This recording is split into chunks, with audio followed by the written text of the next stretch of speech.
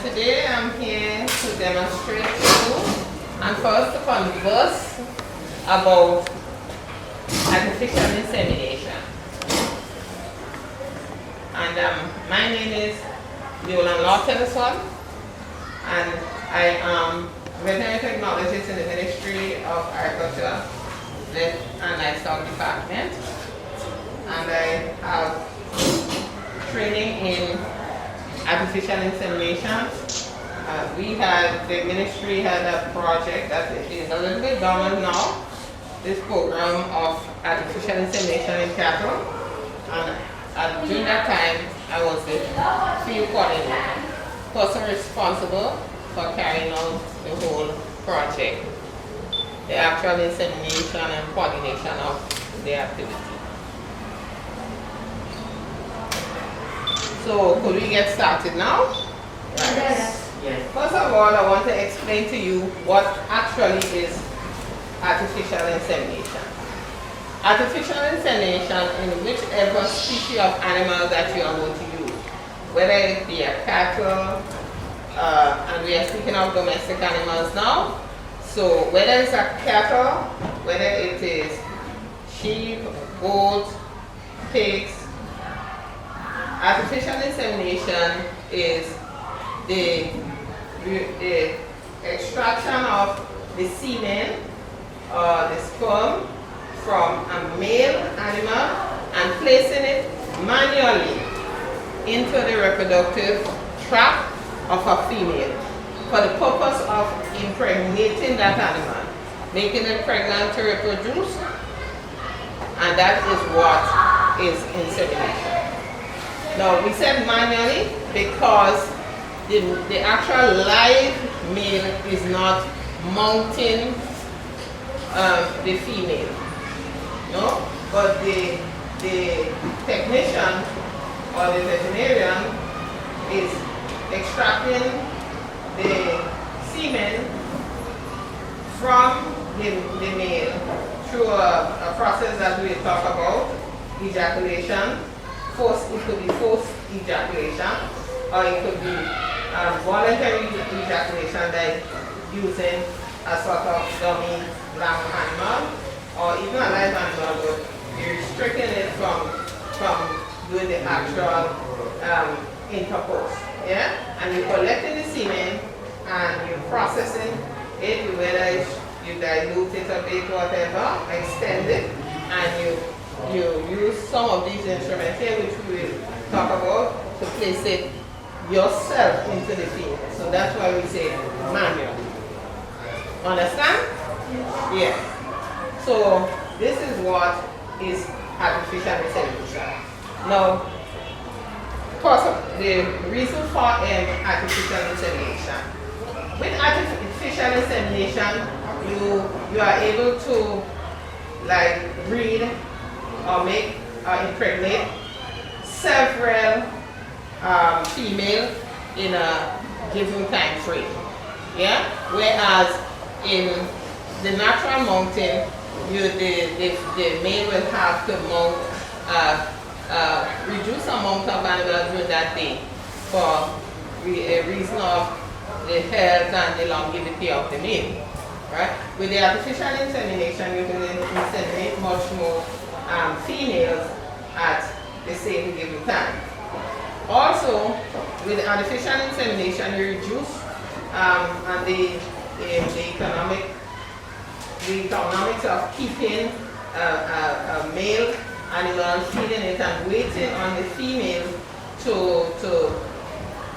come on heat and to breed that female. So in that time frame, you will be feeding and caring for that animal, and that is costly. But in that same time frame, you could inseminate the animal and cut out the cost of feeding and taking care of so many of that particular male. Also, you avoid the transmission of sexually transmitted diseases, yeah? Like venereal diseases and other diseases that you may find that is contracted through intercourse with male and female. because now you have this semen that is well prepared, tested in the lab, and the female and the male as well, from which it was collected. So you know that it's free from diseases diseases related to animals in that sense. Yeah? Understand? Yes. Any questions so far? No. So here we have with us today, this here is a fresh organ, and this is the reproductive tract of a female cattle. It is the reproductive tract of a cow, both of them. Before we go into this aspect of it, we will explain starting from here. This here is called a nitrogen tank. Nitrogen, we know liquid nitrogen. Anybody here know what is liquid nitrogen? So could somebody tell me what is liquid nitrogen?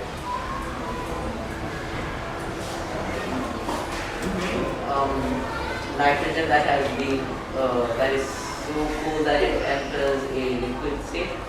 The liquid nitrogen is nitrogen in its liquid form, and it is very cold in a minus figure, to the extent of minus 196 degrees centigrade or 320 degrees Fahrenheit. It is so cold that it can eat your skin away if you get in contact with your skin. But we use liquid nitrogen because that's the only way that you can keep the semen alive. Yeah? That's under that condition, it stays alive, and it could stay alive hundreds of years in this. So in this way we can preserve the semen of very dominant breeds and very and animals or breeds that we don't want to extinct. So we could preserve that semen and have it for a lot of years to continue proliferating the breed. You know, of superior breeds of animals that if we leave just unattended, that can be extinct. Yeah? So this is the nitrogen tank. This is our holding tank. Here is where we store the nitrogen along with the semen. And when we are ready to use it to go out to the field, we transfer the semen from this tank into this tank. It has the same characteristic, it's just that it is smaller, right? It is smaller, it affords you the opportunity to carry it into the field comfortably, because the cows or the females, the animals will be in the field grazing. But this will be in the laboratory or in the office, wherever you store it. So we have to take it to the animal. So we take it in this small tank. Now the content of the tank, how it operates. Yeah? The semen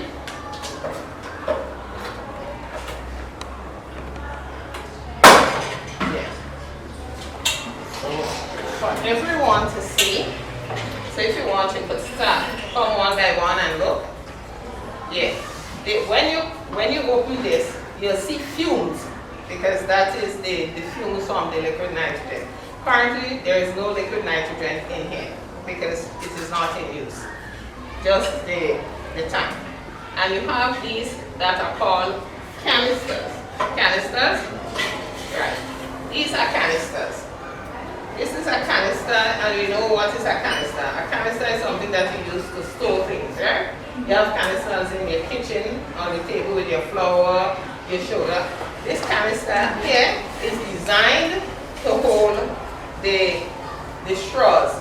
And the straws are, it's just as what we use to drink. It's just thinner and shorter.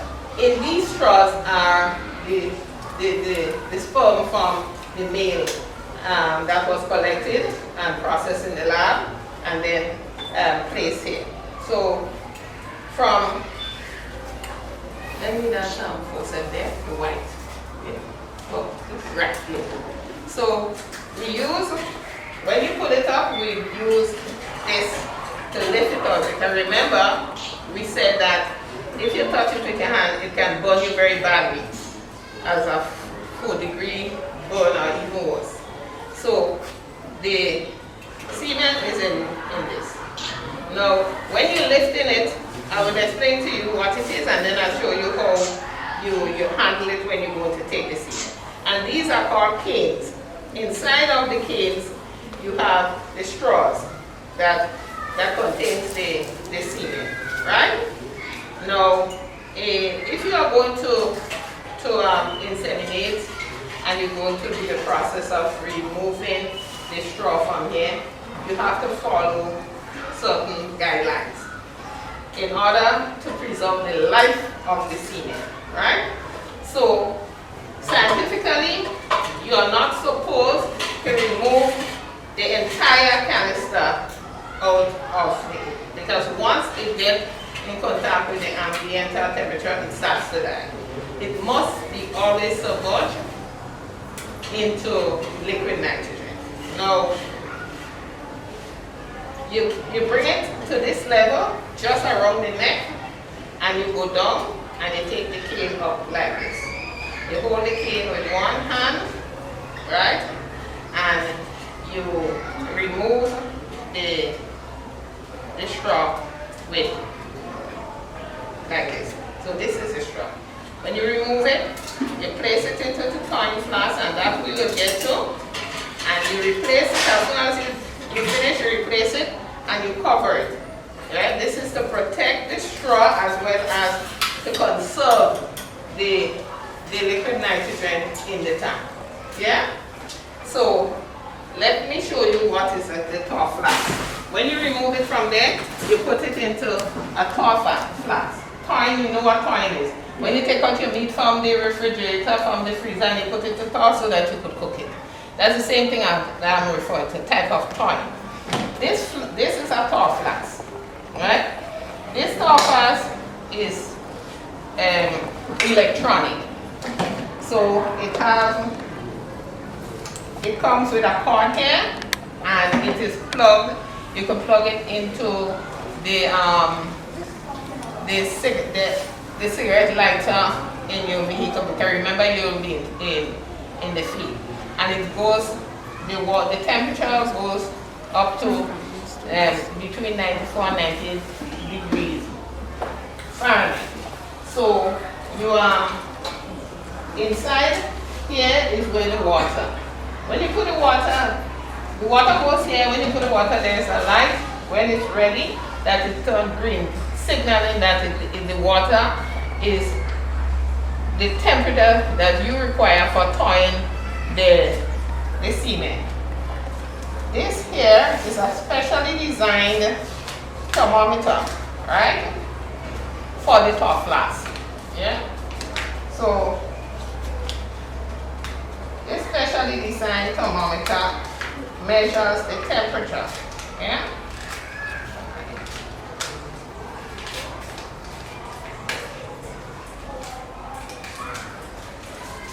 It measures the temperature of the water, right?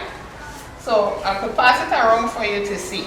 Now, these lines, these colors here tell you when it is ready. When it is ready, it will be between this zone here, where it is green. So from here, so when it is hot enough, it will be between the zone, and it tells you 37 degrees centigrade to 35 degrees centigrade, or 94 degrees Fahrenheit to 96 degrees Fahrenheit. So you can pass it around when you get back here. You can have a look and you'll return it. So we submerge this into the water, and when it shows that it is 94 to 96 degrees Fahrenheit, then we drop the semen straw in there for 45 seconds. 45 seconds, the semen will thaw out. It will be fully thawed, but it will not damage the sperm cell. So you remove it from there, and then you load it into your insemination gun to start the process of insemination. Understood? So in all process you do, you will be wearing your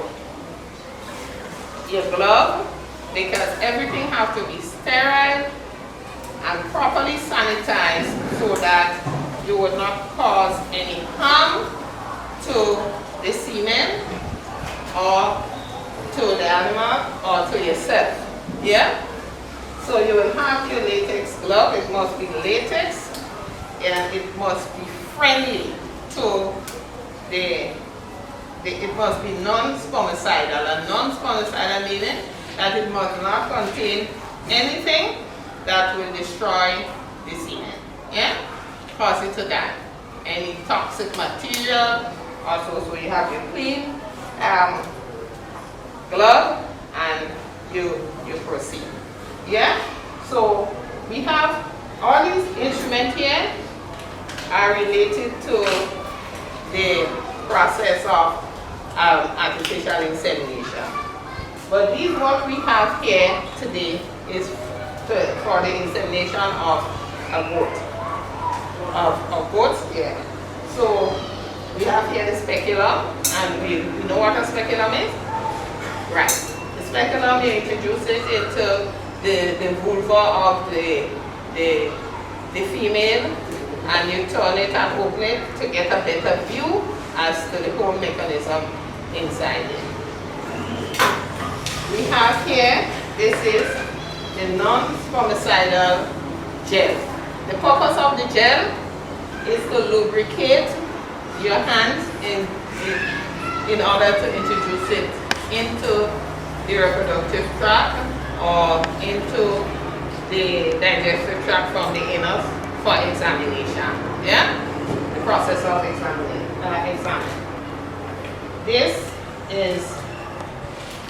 This is called a cutter. It is okay, let me get out a straw so that I can demonstrate to you how it is used. Yeah?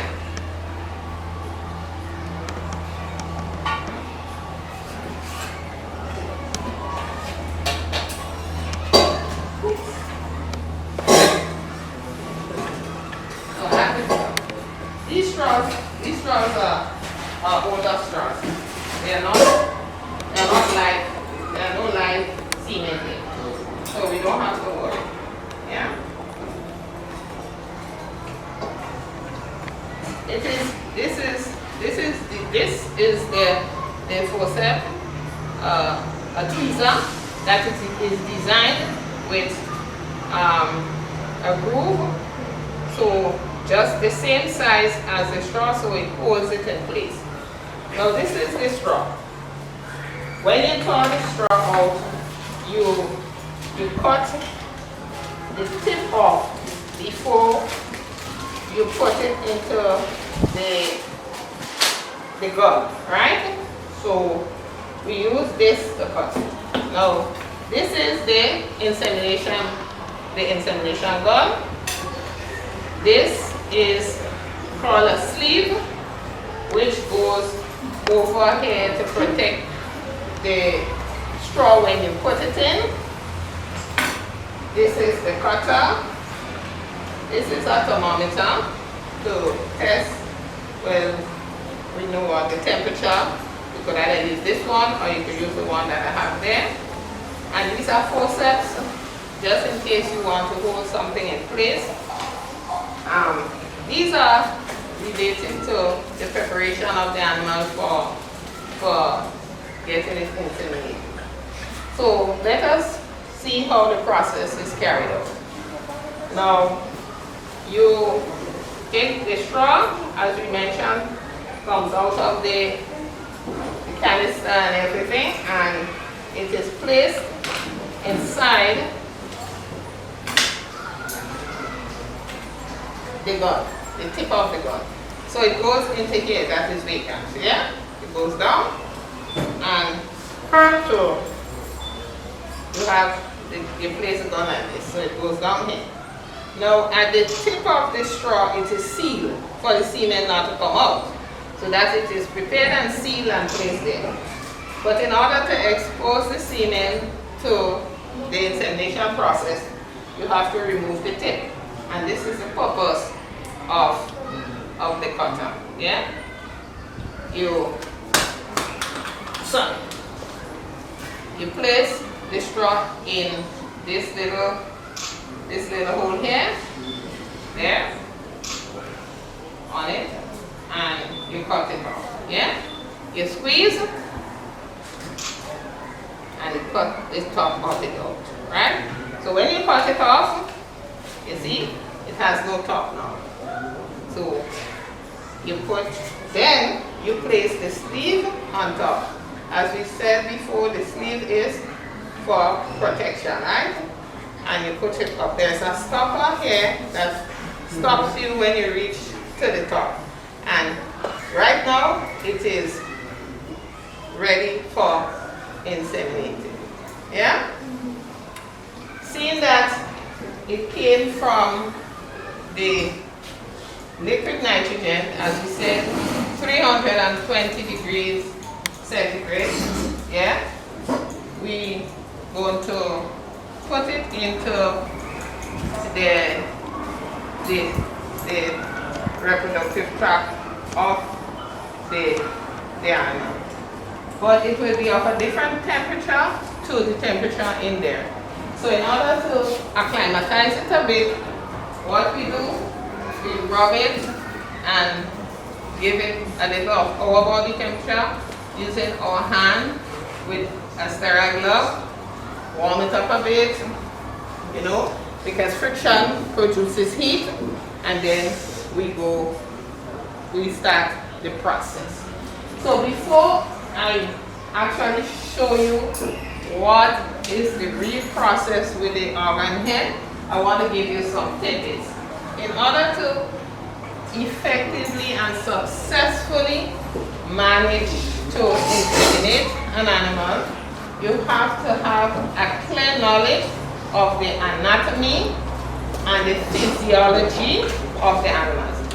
Everybody understand the two words? What is the anatomy? Could somebody tell me what is the meaning of the anatomy of the animal? Excuse me? The body composition. Sure, the body composition. Yeah, all the parts and where it's placed and so. And could somebody else tell me what is the physiology of the animal? Yeah? The word physiology? Anybody wants to tell me? Okay. But the physiology clearly states the way the organs and the body parts function. Yeah? The physiology. So, you must know the physiology. And this is the reason why you must know. You also must know the structure. That is, when we say the anatomy, the structure. Because if you don't know where the reproductive tract is, you might put the semen somewhere in the eye, in the mouth, in the ear. Yeah? So you need to know the structure of the animal, what each part is for, right? So you need to know, has a clear knowledge of the reproductive tract. Yeah? So you learn the different parts, what it's for, where the semen is supposed to be placed, what happens, and everything. Now, the reproductive tract, digestive tract. We know the digestive tract, right? The digestive tract digestion starts in the mouth and ends where? In the anus. So the entire tract is the digestive tract, right? So how is the digestive tract related to the insemination process? Because you're going to use the gun is going to be placed into the reproductive tract. So you can't put the gun and your hand in the same place, as well as you would be doing damages to the reproductive tract.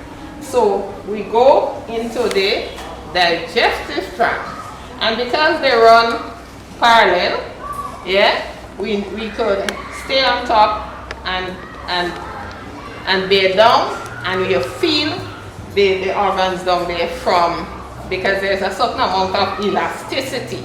Yeah, so you'll feel the organs down there, and see that you already have the knowledge of what the different organs look like, feel like. You know the anatomy, then you will know when you have access to the reproductive tract below. Okay, let us discuss a little bit about the reproductive tract. Now, the reproductive tract consists of the ovaries. I'm not an artist, huh? The ovaries, right? And you have the ovaries, and you have the fallopian tube. You have the ovary duct, the fallopian tube. You have the body of the uterus, which is this part here. And then you have the cervix.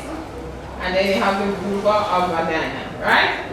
So this is my version of the reproductive tract. Yeah? So this is the ovary duct, right? And in the bottom here you have something called the infundibula. Yeah? So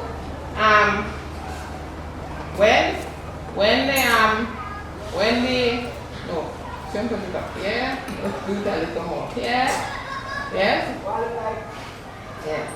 And this takes it to the ovary duct. Right, the infundibula. Right? Now the egg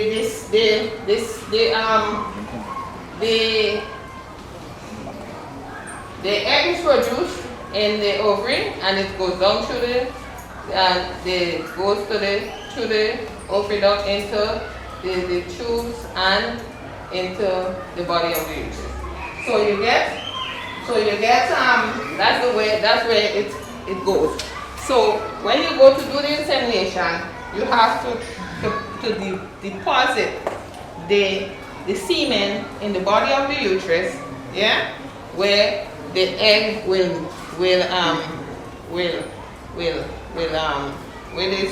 the sperm will swim up and meet the egg along the fallopian tube. That is where fertilization takes place, and then it descends into the body of the uterus to be implanted through the placenta, to be implanted there from the placenta, and that's where the fetus grows.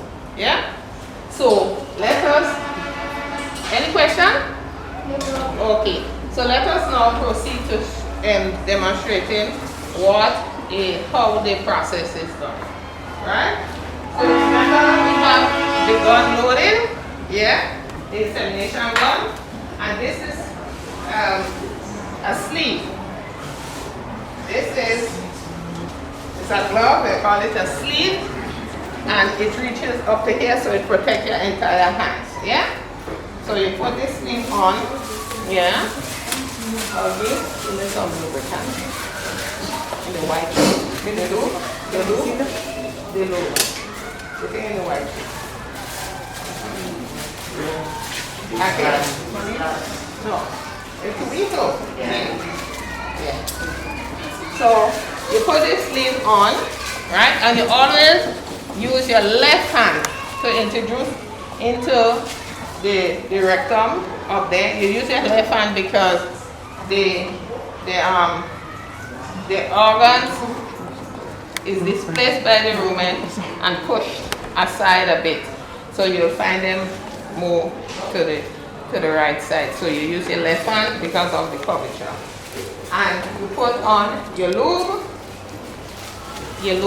which is lubricant. And the purpose of this is to lubricate the anus, the large intestine up there, so that you will not cause any damages as you go in, right? So remember I said they run parallel. So this is the back of the cattle. This is the vulva, right? And this is the anus. It's empty, it doesn't have anything there now, it's properly washed. It's properly washed and clean. So we go up here, yeah. Imagine that the cow is standing in this position, so I will be behind him. So I go up in the large intestine, and you see now, the large intestine is running parallel. So this is the digestive tract here. That's the uterus, the horns, yeah, the fallopian tube. So I rest, I bear down on it, I press down, and there's a certain amount of elasticity in the tract. So I bear down and I hold on here. So right now I am holding the cervix, right? And simultaneously, I'm using the gun, and I go up here I use a 45-degree angle to bear down, and I get into, and I go. Once I'm across the cervix, and I go up, there are rings in the cervix, so I'll feel when the gun pass the first ring, the second ring, and after the third ring, I'm in the body of the uterus. So you see here? You see the gun here? So I will be in the body of the uterus. When I'm in there, it is safe for me to deposit the semen. So I will press on this here slowly, and I do it in different directions. I wouldn't place all one place. So I place to the left, to the right, I retract a bit, and I place. So I place it in 3 different places. So I'm sure that it will find its way up by swimming. So we know what this sperm is like with a little tail. So it will swim and go up here, and this is the ovary. This is the ovary here. So when the egg is released, it comes down through the ovary duct into the fallopian tube, and here is where they meet and greet. Right? The sperm will meet the egg, and they will greet each other, fertilize, and become a zygote. Yeah, and then come into a fetus, and it grows. It will descend into the uterus to implant and become a fetus, and starts to grow and develop, right? And the gestation period is 9 months. So for 9 months, it will be there and developing, and it will be feeding a lot of the nutrients to the mothers, to the placenta from the female. Yes, my dear? So I have a question. How are we sure that the ovaries are still good, or how are we sure that they will meet?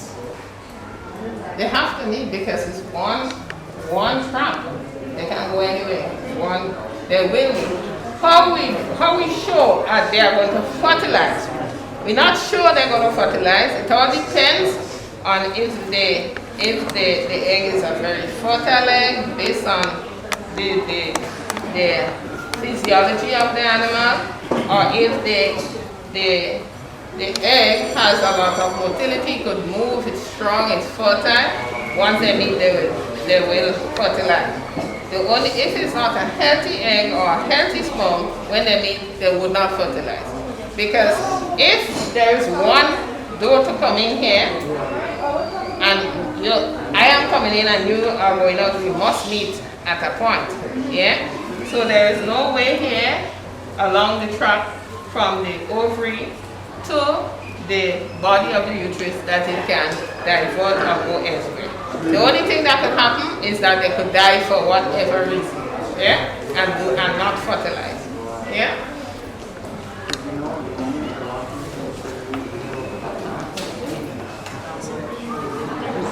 Yes. Question? I have 2 questions. First of all, how do you get the sperm into the straw? Oh, this sperm is placed in the laboratory. When the semen is collected, there's a process that it goes through.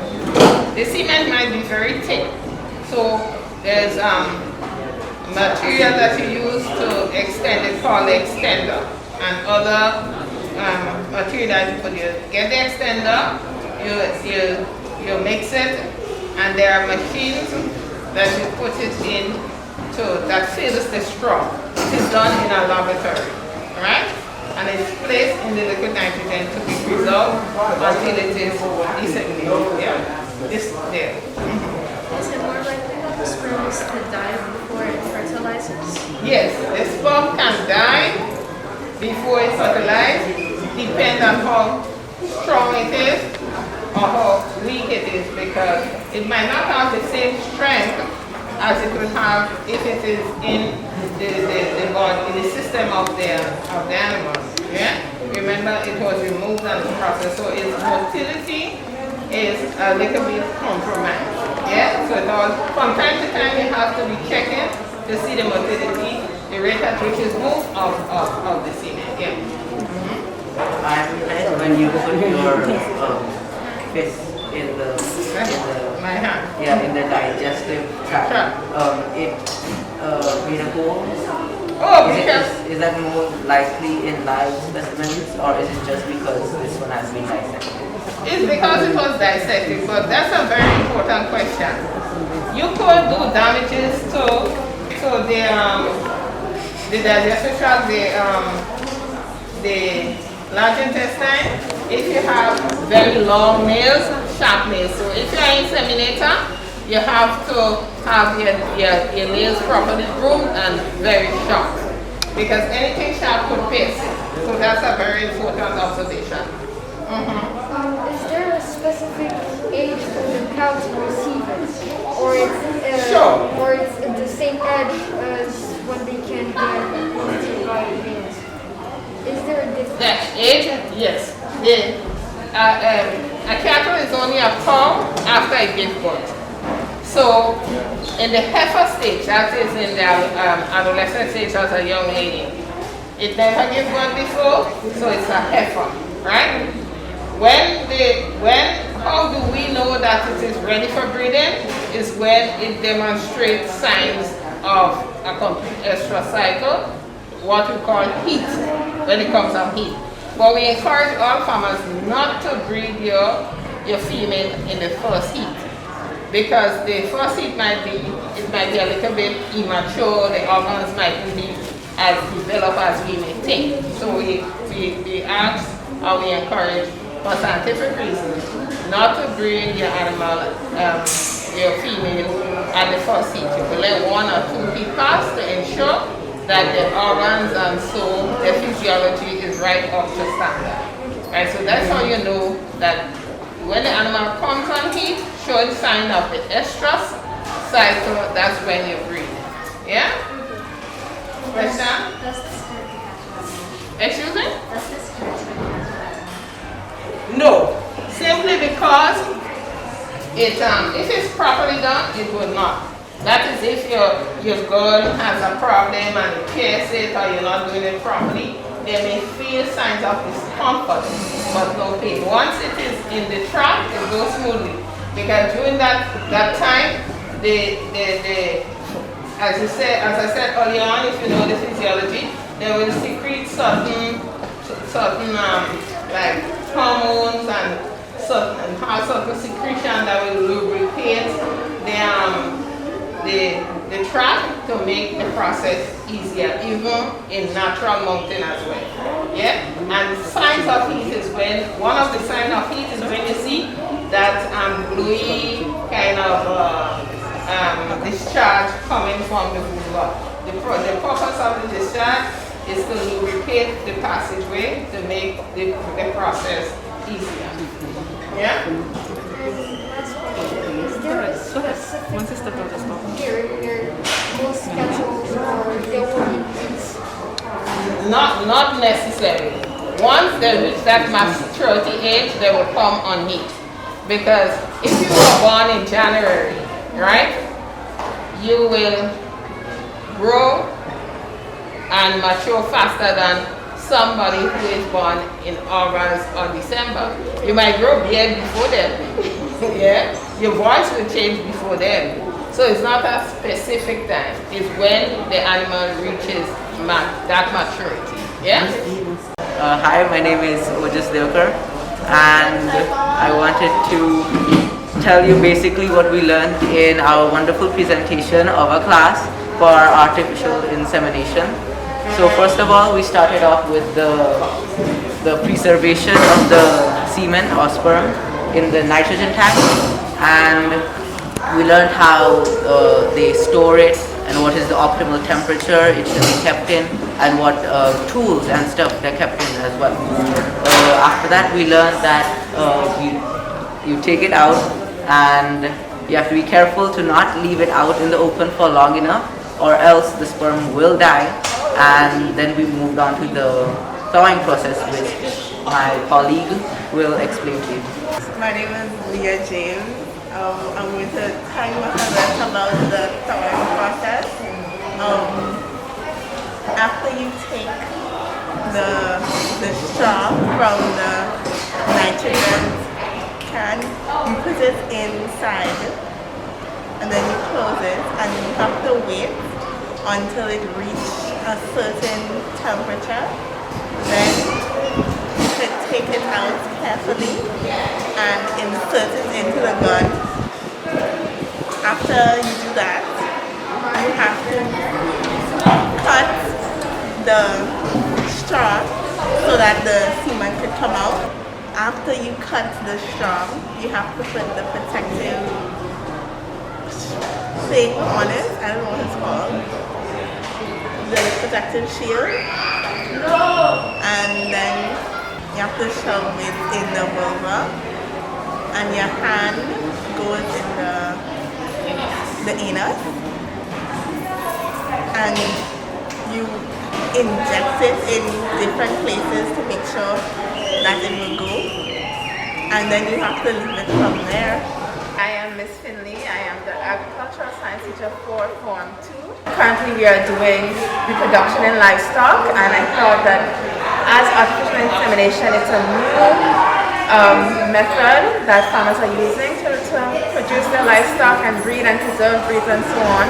And we've been talking about that, things like crossbreeding and so forth, and reproductive life and stages, and I thought it was a good idea. They just researched, they did some research on their own, and I thought it was a good idea for them to come and now see what they research in action. So this session was very good and very informative in showing them exactly what all those things that they read upon, what it really looks like, how it really works, and also hear live what are some of the real advantages and disadvantages of carrying out the process should they decide to get involved in it in the long run.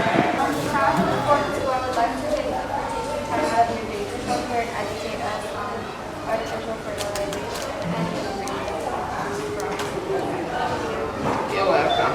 It was a pleasure for me to come and to explain to you and to disseminate the information to you and to get you interested in this aspect of agriculture and farming. And I hope that at some point in time, one of you or many of you will be interested in carrying out this type of planning to be a veterinarian, well, Yeah. this is what you have to do at the end. So, yeah. Lee? Thank you.